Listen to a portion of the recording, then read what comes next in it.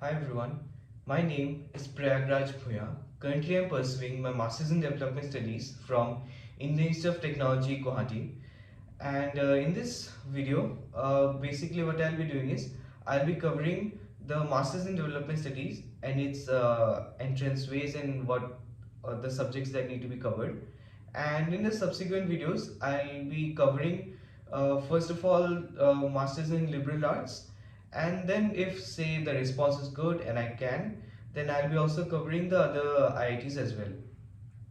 So, and basically my motive behind doing this, it's like really simple. Last year when I was preparing for IIT Guwahati, I didn't get many credible sources on the internet, and hence I thought that since now I'm here, I should be helping out others. And if say even one or two folks can get help out of me, it will be really cool. So, just a brief introduction about me. So, my name is Prayagraj Bhuya. I've done my graduation in B Honors Applied Psychology from Royal Global University in Guwahati. And currently, I'm pursuing my Masters in Development Studies from IIT Guwahati in the batch of 2023 to 25. So, something about the department. We are the Department of Humanities and Social Sciences, and we have two master's courses, the Masters in Development Studies and Masters in Liberal Arts. And we also have PhDs in all the fields of humanities. So, and in this video specifically, we'll be talking about Masters in Development Studies. So, Masters in Development Studies, the eligibility is that any graduate holding a degree from any recognized university, and it's just that you need a score of 6 point or equivalent. And yeah, it doesn't matter if you're from humanities or sciences or BTech. Uh, if you just have a degree, then you are eligible to come here. And even our classroom, it's really eclectic in nature. It's that we have students from most of the fields. Like we have students who have done uh, B pharmacy, then zoology, psychology, history, commerce, mathematics, you name it, and the person is here. So, yeah, and the past academic record is considered for shortlisting for entrance. So, basically, what happens is when the form submission starts, we need to give our class 10th, 12th, and graduation records. So, on based of that, sometimes what happens is they will shortlist the candidates. So, mostly, whoever applies for the course is eligible to write the entrance, but sometimes I've seen a few instances where students have applied but they were not uh, eligible to write the exam. Their names were not there on the list. So that is something which may happen, but and there is no set criteria, so it's really such a gray area, but it is what there's nothing much that we can do. But yeah, so but mostly it won't be considered, so don't sweat on it. But don't worry, just what needs to be actually done is that the subjects which will be in focus, you should be preparing for those, and that's just it. So the admission process is that it will be a national level entrance conducted in IIT Guwahati itself. So even if you are from say Kerala or Delhi or Gujarat or Kashmir or Maharashtra, you'll have to come to IIT Guwahati to write the exam. Uh, there will be no other center in all of India, but I see that it will be actually good because then you'll be getting a first-hand experience of the institution which you'll be willing to join. And also, IIT Guwahati is the most beautiful IIT in India. So the exam pattern will be of objective and both written answers. There will be 20 marks for MCQs and 30 for written. So in our time, we had 10 questions worth 1 mark and 2 questions were 2 and 5 questions were 2 mark. So 20 marks for MCQs, and we had 5 questions worth 10 marks, and out of those we had to write 3 of them. So 30. So total marks for the entrance will be 50. So you need to keep that in mind.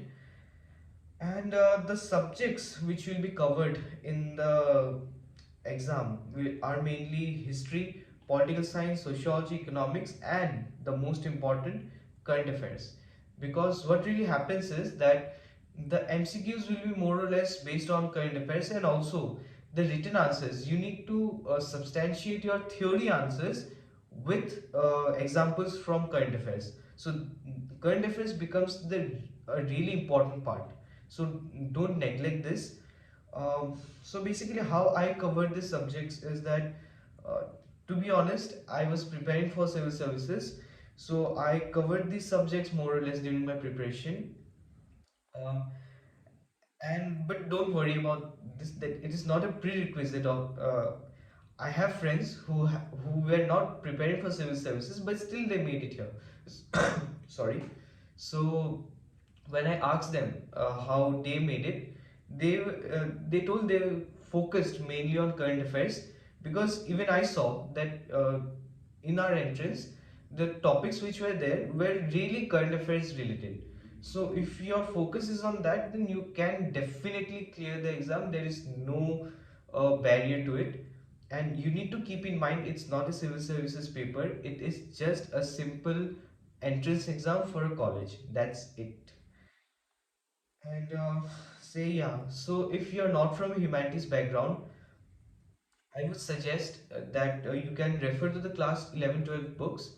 And for current affairs, there are n number of videos available on YouTube by n number of YouTubers. There are current affairs videos for all the government exams. So you can refer to those.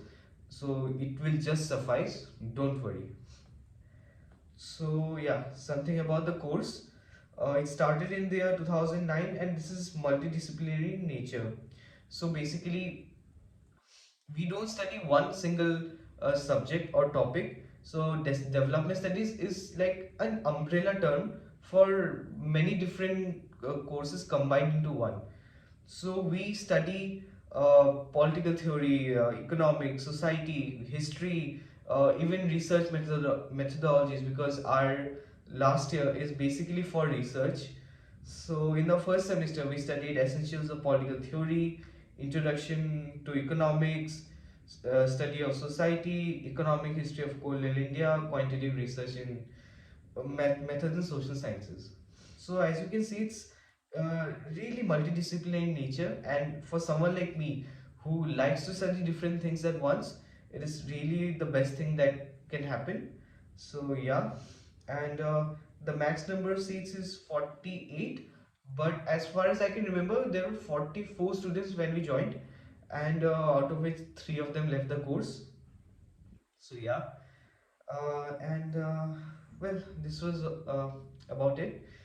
And I'll be attaching the model question papers and the previous year's question paper in the description box, so that you'll have a reference. And if I didn't cover any question, or you have any query which I didn't say like cover in this video, I'll be also attaching my Instagram account link.